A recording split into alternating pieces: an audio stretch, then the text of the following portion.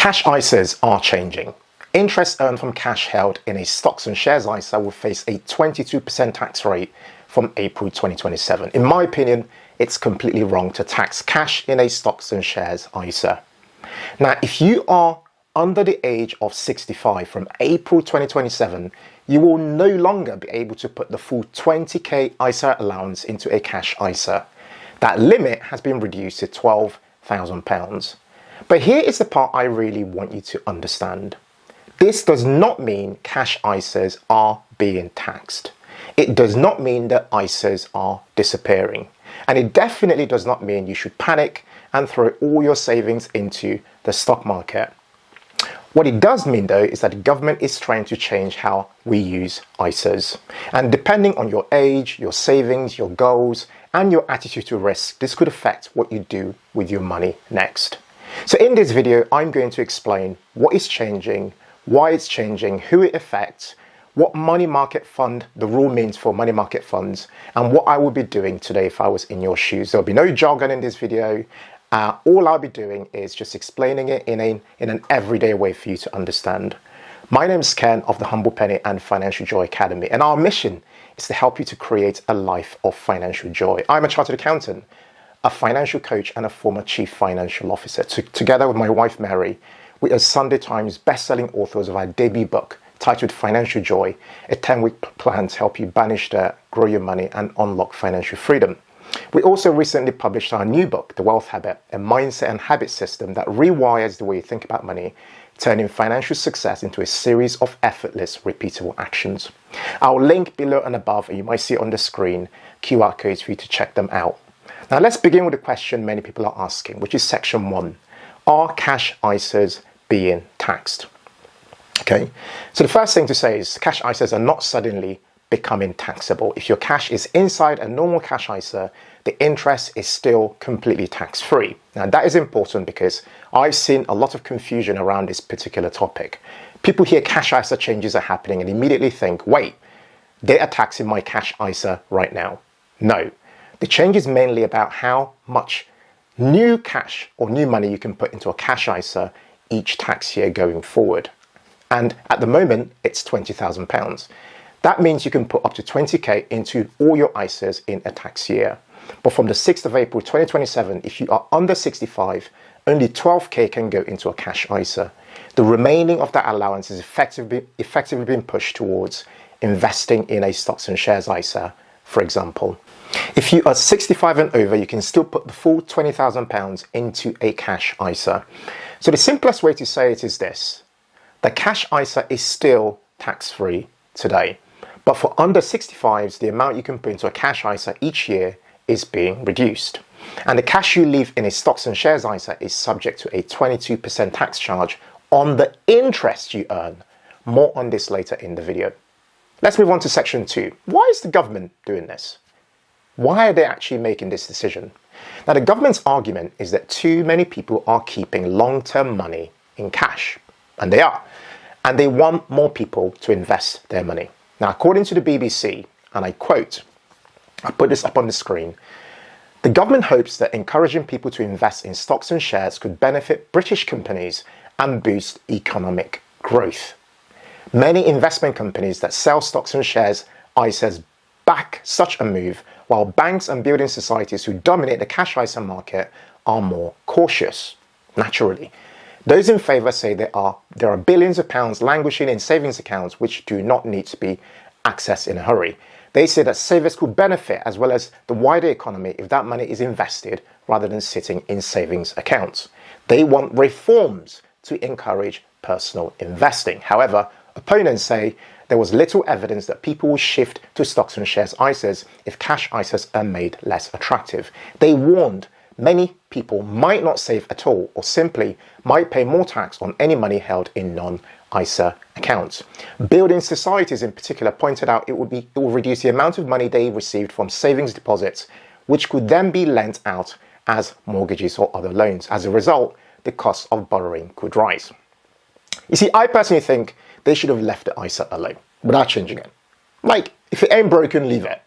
The focus on forcing people to invest, for me personally, is just wrong. They should have focused on financial education and the mindset aspects of investing first and helping people understand risk and how that drives returns. And then focus on other ways of encouraging behavior change so that people understand what is at stake when they invest, but also what they can gain by investing.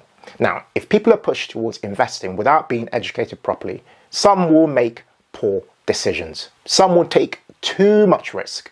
Some will invest their money they actually need sooner rather than later. And some will buy random stocks because they saw it trending on social media or on a WhatsApp group and so on. And some will just do nothing because they feel confused. Now, this is why financial education and proper guidance matters.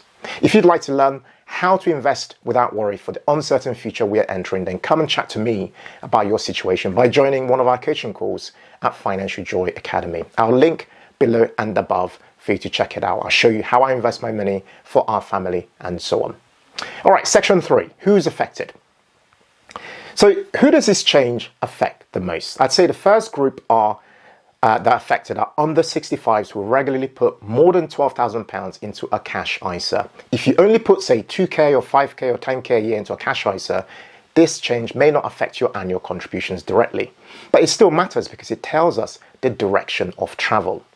Now, the second group affected are people with large cash savings who are nervous about investing. Now, you may have been using the cash ISA as your main wealth building tool or savings tool. From April 2027, that becomes more limited if you are under the age of 65. The third group are people who use cash ISAs strategically because they pay tax on savings interest outside the ISA. This could include higher taxpayers or people whose savings interest exceeds their personal savings allowance. Now, for those people, cash ISAs can still be very useful. The fourth group affected are people who are close to retirement but under the age of 65. Now, this group's interesting because you may not want to take big investment risk, but also may not qualify for the higher 20k cash ISA limit yet. So if you're, say, 60 or 62, this change could be quite frustrating. The fifth group affected are those people who were planning to use their stocks and shares ISA as a workaround by holding the whole amount in cash like investments. This brings us to the next important bit in section 4, the money market fund rule. Now, this is where the rules get really interesting. Now, when some people heard about the ISA rule changes, some people thought, do you know what? Fine. If the cash ISA limit drops to 12k, I'll just put my 20k into a stocks and shares ISA and hold the money all in cash or in money market funds. In fact, this got a lot of media attention, lots of articles published about it. And of course, that informs the people making the rules. So they are introducing these anti-circumvention rules. Effectively, what these rules say in plain English is that don't try to get around the rule by using another account in a way it was not intended. So from April 2027, if you hold actual cash inside a stocks and shares ISA or innovative finance ISA, for example, the interest on that cash will face a 22% charge. Now, this charge makes you truly question whether the ISA is itself truly tax-free. In addition to this 22% tax charge, if your non-cash ISA is made up 100% of cash-like assets like money market funds, they will not qualify. Now, this is where people get confused. A money market fund, for those who don't know, is not the same as a normal savings account, for example. It's an investment fund that holds very short-term, lower-risk assets within it. Many investors use money market funds as cash-like parking bays, basically. For example, you might sell a fund and keep the money in a money market fund while you are waiting to reinvest that money in another way. Or you might keep a small allocation there for a lower volatility or lower risk, generally speaking. The government is not saying you can never hold money inside a money market fund in a stocks and shares ISA. You absolutely can. What they are saying is you cannot make the whole thing 100% money market funds and pretend it's an investment ISA. That is the key point. A partial allocation is, of course, allowed, but you cannot treat it as a backdoor cash ISA. A stocks and shares ISA can have some cash-like exposure to it as part of your portfolio, generally speaking. But if the whole thing, like I said, is if the government sees it as you just parking cash there, then it doesn't work. All right, section 5. Does this mean you should invest that extra 8k? Now, just because the government nudges people towards investing does not mean every pound should be invested. If you need the money soon, be careful. Of course, if you need to understand what you're investing in, then absolutely pause, don't invest.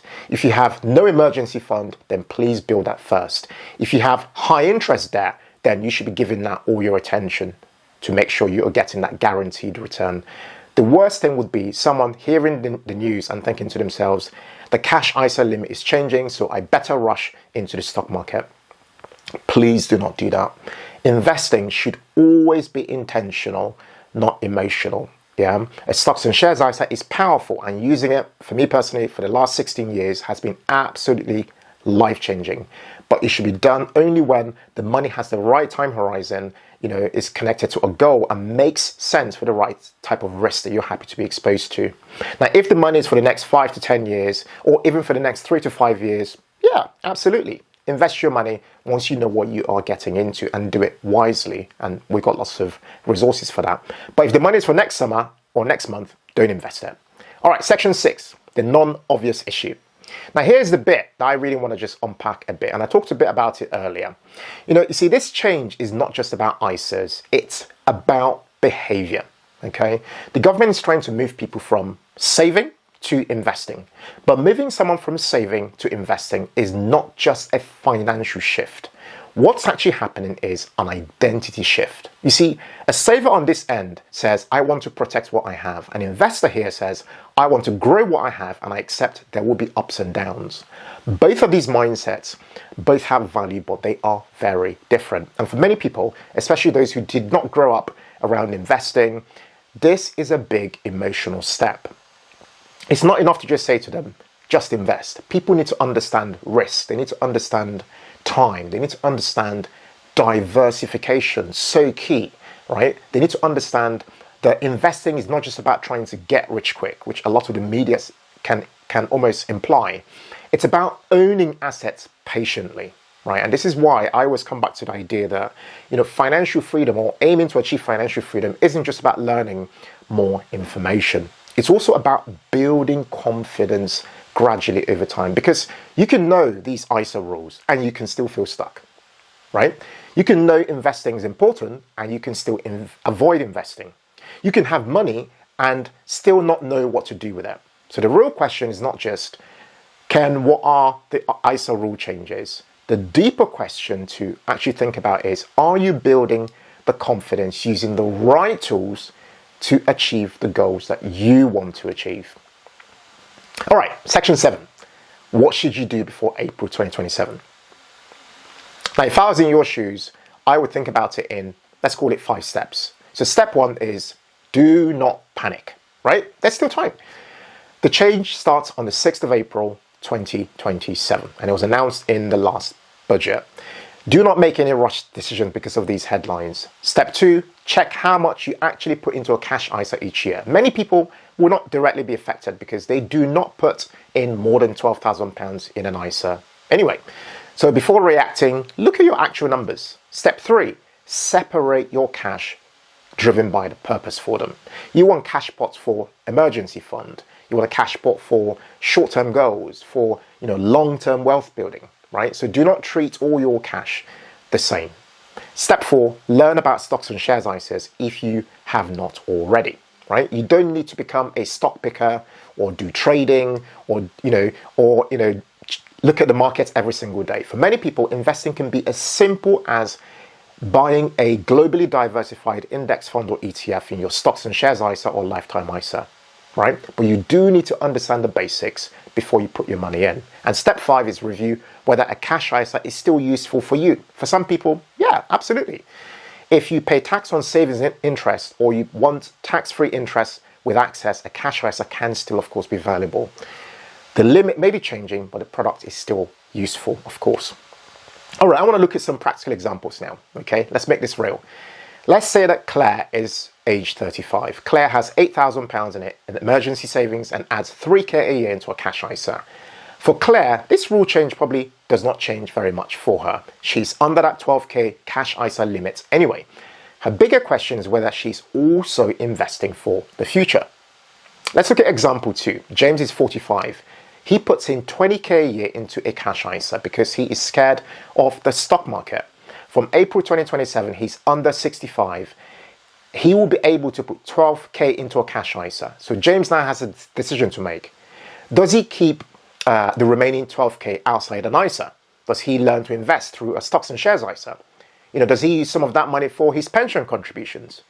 Does he need the money soon, therefore making a different decision? The answer will depend on the job for that money. Example 3 is Patricia. She's 67. Now, Patricia is over 65 and uses cash ISAs because she wants lower risk and tax-free interest. For her, the cash ISA limit remains at 20k. So this change is much less disruptive. Example 4 is Ade, who's 40 years old. He thinks he can put 20k into a stocks and shares ISA and just leave it all sitting in cash or 100% in money market funds. From April next year, that is exactly the type of workaround the government might be trying to stop. He can still have some money, of course, in money market funds as part of his diversified portfolio, but 100% in cash-like investments is where there are problems. He needs to begin to invest that money, and he absolutely should, so that he can generate a return that far exceeds inflation, a real rate of return. Section 9. What would you watch out for personally? Here's what I would watch out for as this thing gets implemented. I'd say the first is watch for the final details. Okay, now the broad direction is clear, right?